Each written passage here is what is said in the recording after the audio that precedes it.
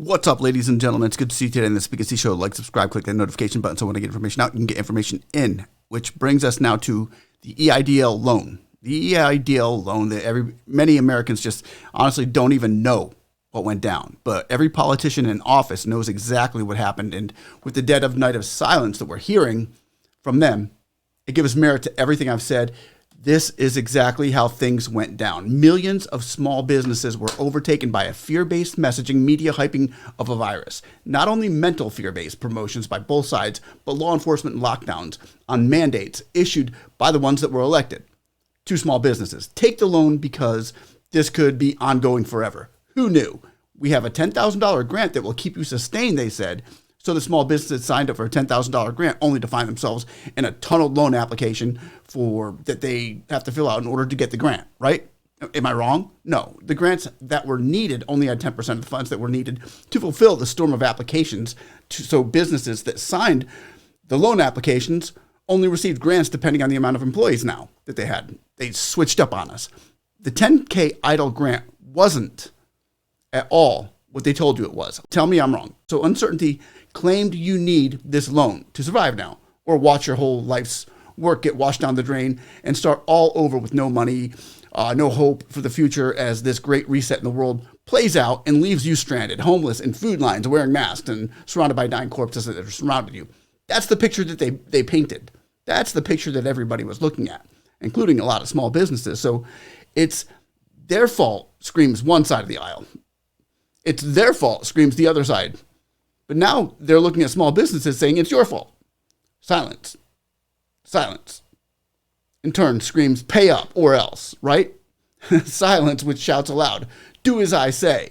I'm not your friend. Silence. It bolsters, we own the stories, we own the media, we tell the media how things are going and what things need to be addressed. Now, their silence is expecting the results it's got for the last 40 years. You're immune to it by now. We're immune to it by now as your portals have been streamlined and your payments are being made little by little, more and more. Your next step, they know you're going to take it to get back in line and play to the beep of the next breaking headline news story, which has no bearing whatsoever on your daily lives. It's a news headline that sends your EIDL loan forgiveness plea to a small print paragraph in the obituary section of a local newspaper that never gets read. I'm being honest. Tell me I'm wrong. So where's your platform? Who's listening to you? YouTube isn't going to suggest this headline. Trust me, I know. They're not suggesting my channel and demonetizing my videos because, one, I speak the name of Jesus, and I'll never stop that. And two, I say the two words that the politicians and the media have ghosted the past year and a half: EIDL forgiveness. Yahoo and Google don't want this to get out. Facebook and our other media outlets will stand down because they're in bed with the machine. And they need the machine to feed them to stay alive, which it's doing. It's feeding them to stay alive, not you. So millions of small businesses are being monetarily hand-tied for a government-infused recession as the government prints more fear-based money for nations to go over and kill one another, as the government prints trillions of dollars in a fear-based climate change money to give themselves a blank check and whatever they want in the future. So small businesses are screwed. But we're not going to stop fighting for it. So somebody say, hey, we still want our 10K. And I'm going to let you know how this is playing down, how this is going down, and how this is playing out. Okay? Thanks for watching. Like and subscribe. Yeah.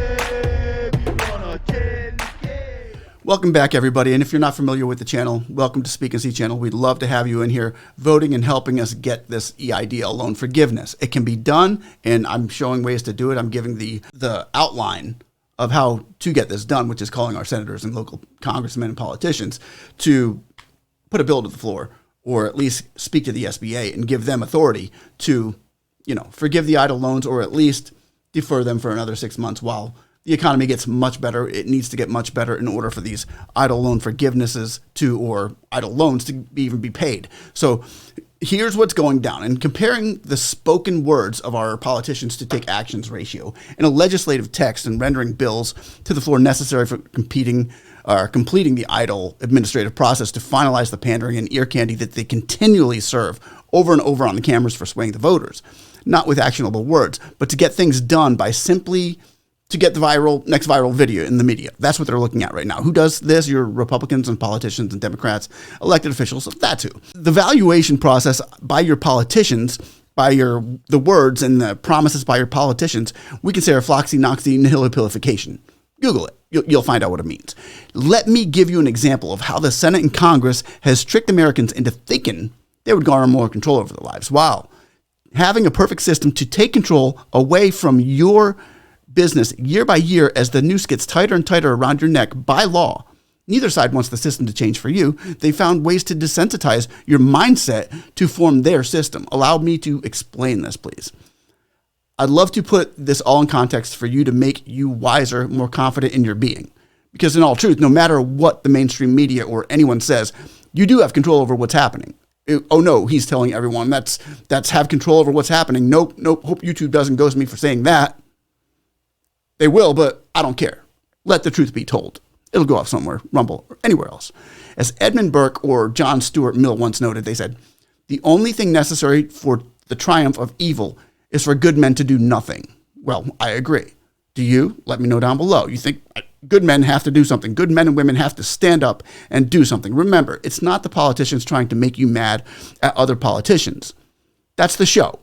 It's the politicians trying to divide the people. Yeah, divide you and your neighbor against one another while the elected officials are going to bed with each other off of cameras. That's the real truth. I'm not picking on Democrats here or Republicans. They're both guilty, 50-50. But one of them is playing the role of the bad guy, so don't take this personal. The worst bill ever signed into legislation was the Patriot Act. Playing on fear power grab that was done by Democrats and Republicans after 9/11, using their greatest resource against the people, fear, to sway the mindsets of the people agreeing with them, but when the fear subsides, the law remains. So here's a perfect example of things that are going down to gain lawful control over powers possessed by the people.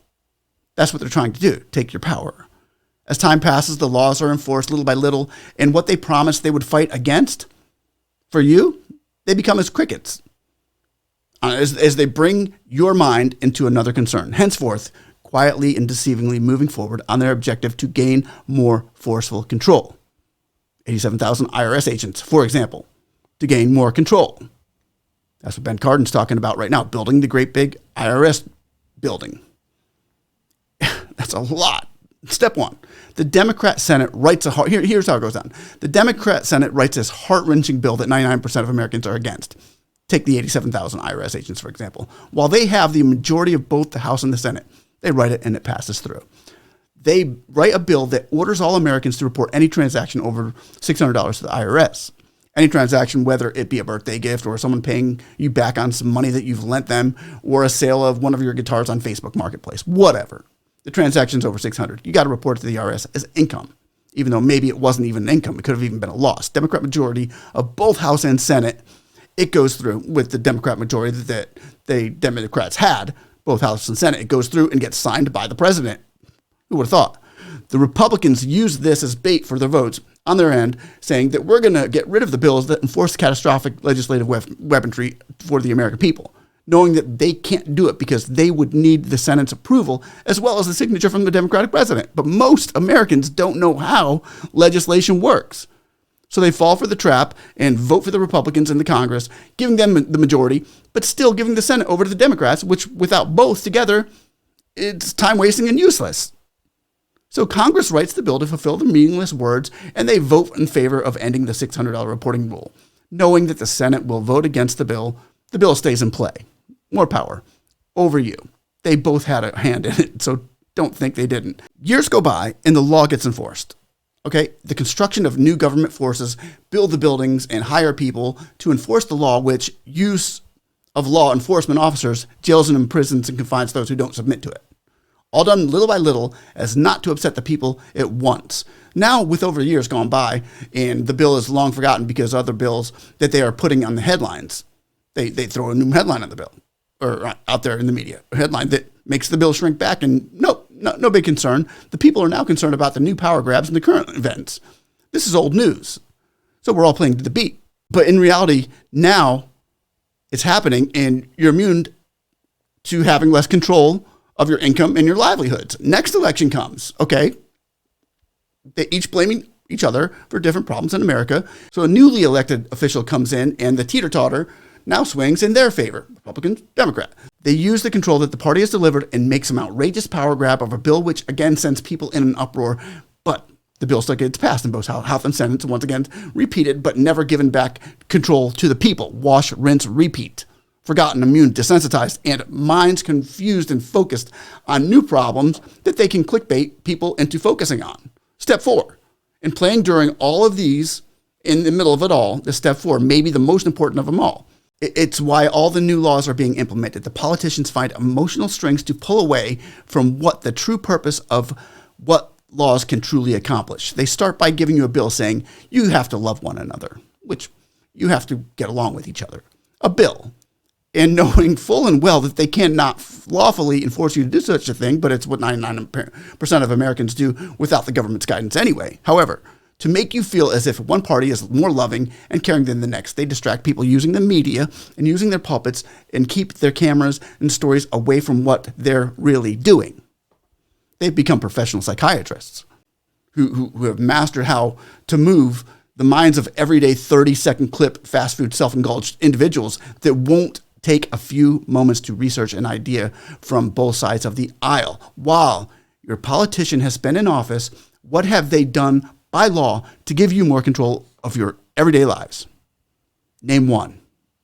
I'm not talking about the cool speech that roasted another person, or a witty conversation with a media outlet, or presidential address that claims to have fulfilled all your hopes and dreams and promises that they made. I'm not talking about that. It would be like a quarterback of a football team. Example. It's like a quarterback of a football team saying that they were throwing touchdown passes when they've been on the bench their whole lives. But they're telling you they've been throwing touchdown passes their whole lives. But they talked such a good game that you put them on your team, only to have another losing season, year after year after year. But you keep them on your team, listening to his speeches because they're cool, but never looking at the actual stats. Which brings us to what I said about the EIDL loan. Americans know how this went down. We all know.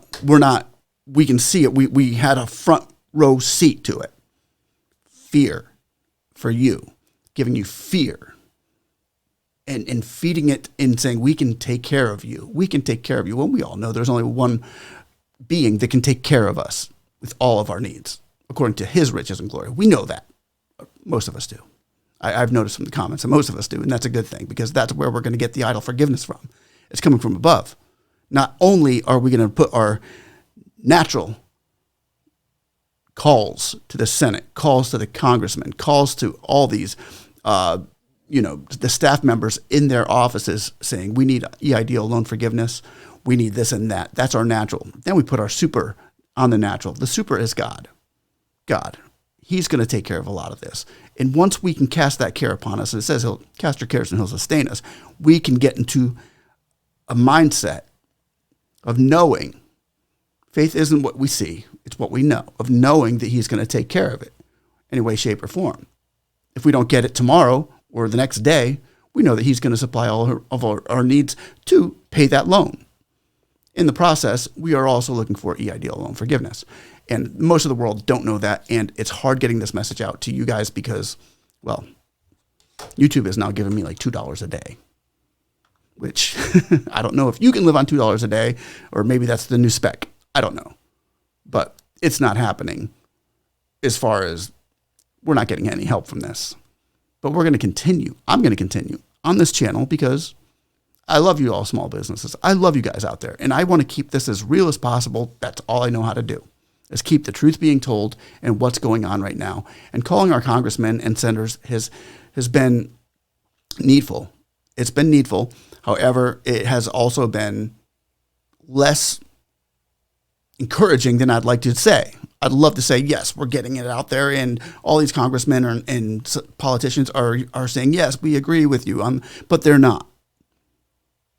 The staff member gets our letter saying we need EIDL loans forgiven because look at the economy, look at the supply chain, look at all these things that they did to small businesses. They are crushing us. And now they want their money from the loan. The staff member gets it, and I don't know where the papers are going because we have heard nothing by way of legislation, but I've heard something a little higher than legislation, much higher, in the heavens saying, we're going to get these loans forgiven. not by might, not by power, but by your Spirit, says the Lord. And I know where my help comes from, and I hope you should too. So I want to just say to all you people out there watching, God bless you. I think that what I've wanted to do today was venting on the circumstances which small businesses are really getting close to meeting head on. If our politicians don't do anything about it, there's going to be a great downfall for a lot of small businesses. So I'm on your side here. Guys, if you don't know this channel, once again, like, subscribe, jump in this program with everybody else. And together, we're going to need a lot more than 100 people calling their senators and congressmen. We're getting hundreds, maybe thousands, but we're going to need hundreds of thousands. We really need to stir things up here, stir up the pot a little bit. Don't be shy. Don't be shy. It's just another person on the other end of the phone. Okay? Go to congress.gov, go into search engine on the right side of the congress.gov. Type in your city and state, your local politicians and state legislature will come up. Give them a call. Forgive EIDL loans. It's going to break we are America's backbone, so they say, but it seems like they're trying to break it little by little. We ain't going to let that happen here. Guys, God bless you. Love you all. Have a blessed day. And somebody say, hey, we still do want our 10K.